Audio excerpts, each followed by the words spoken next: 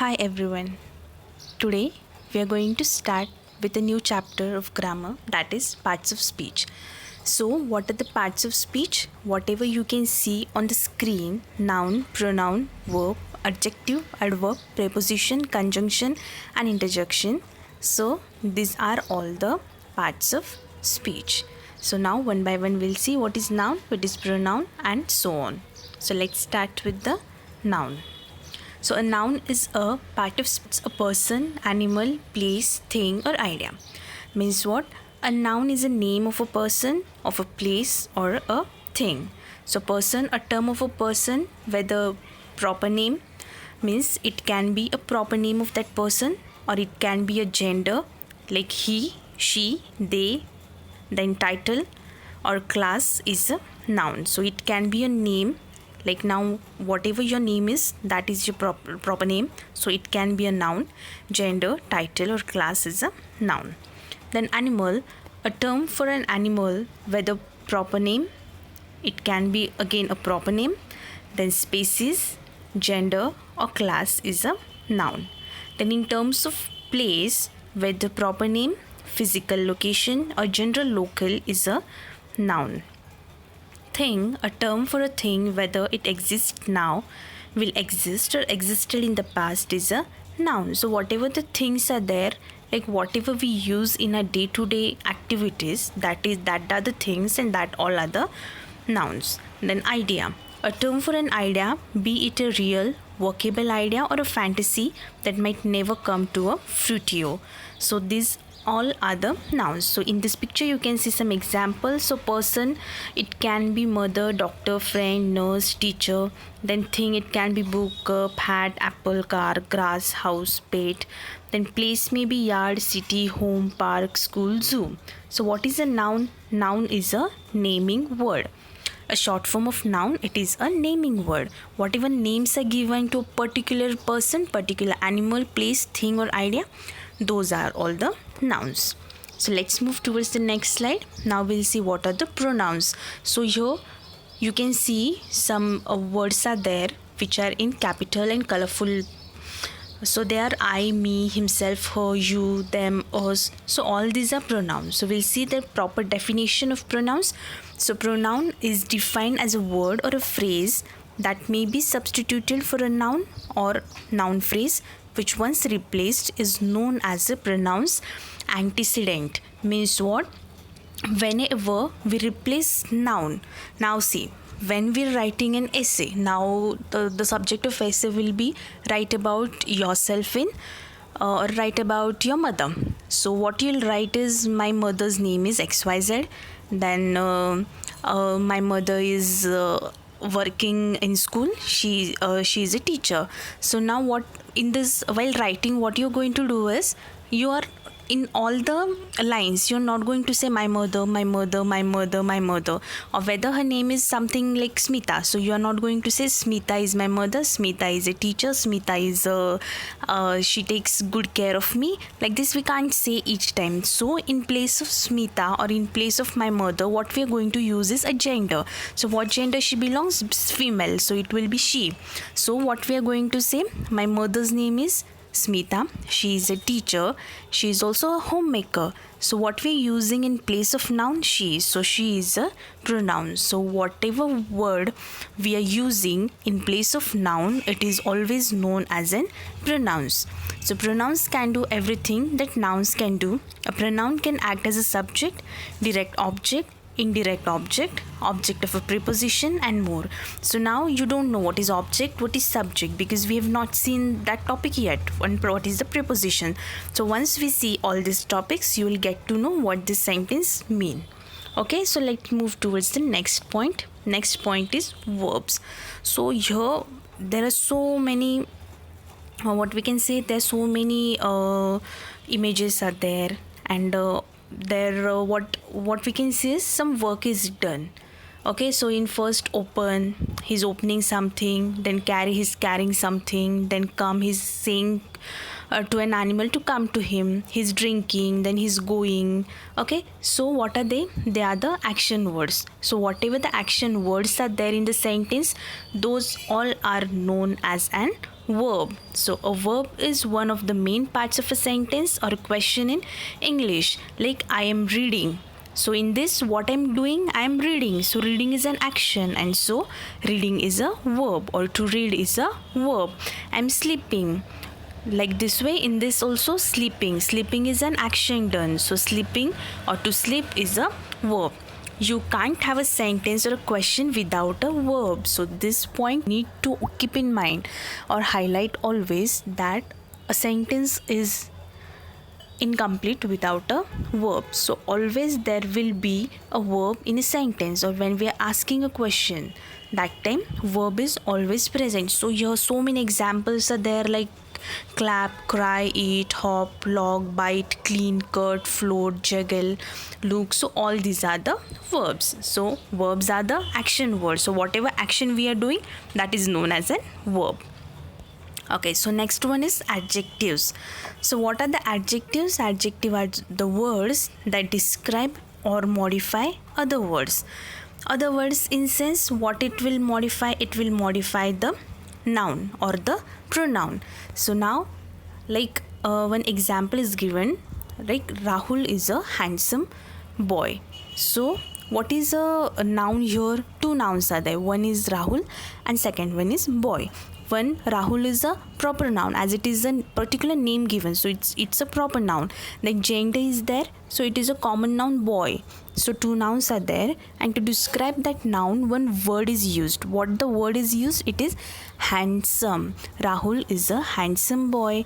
So what we are describing? We are describing the noun more.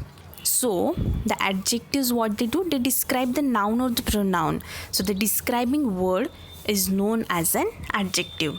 They can identify or quantify other person or thing in the sentence. So adjective are usually positioned before the noun or the pronoun that they modify. So you can always identify the adjective, that it always comes in front of a noun or a pronoun in a sentence. So for that you should always know which is the noun here and which is the pronoun here. Or we can say that whatever the quality of that particular person we are talking about in that sentence, that is also an adjective. We can say a describing word, or we can say a quality of that person is known as an adjective. Okay, so next one is adverbs. So next part of speech we are going to see is adverbs. So adverbs, what are the adverb? Is a word that is used to change or qualify the meaning of an adjective, a verb, a clause, another adverb, or any other type of word or phrase, with the exception of determinants or and adjectives that directly modify the nouns. So what they do, they change the meaning of an adjective. Like now, basically what we do is we add the suffix or prefix to the word to change the meaning of the given word.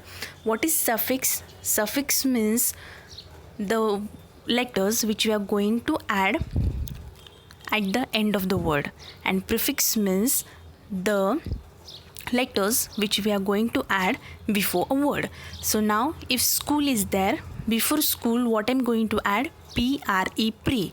So what it will be? Preschool. So preschool, what I have added is I have added prefix. So P-R-E is prefix. Suffix, now if the word is serious, what I'm adding?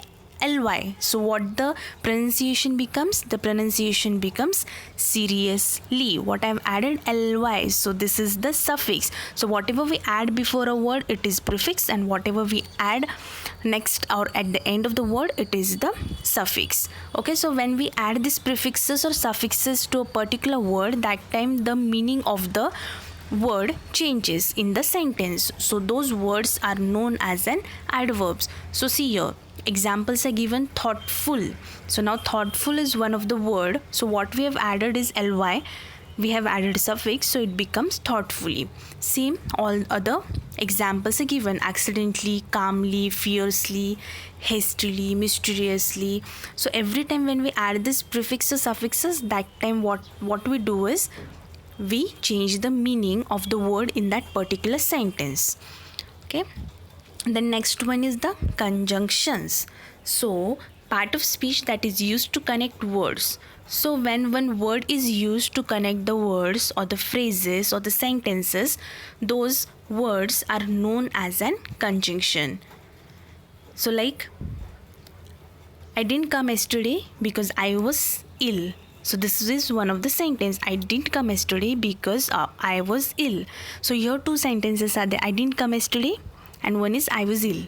So to add these sentences or to bring these sentences together, we have used one word, that is because.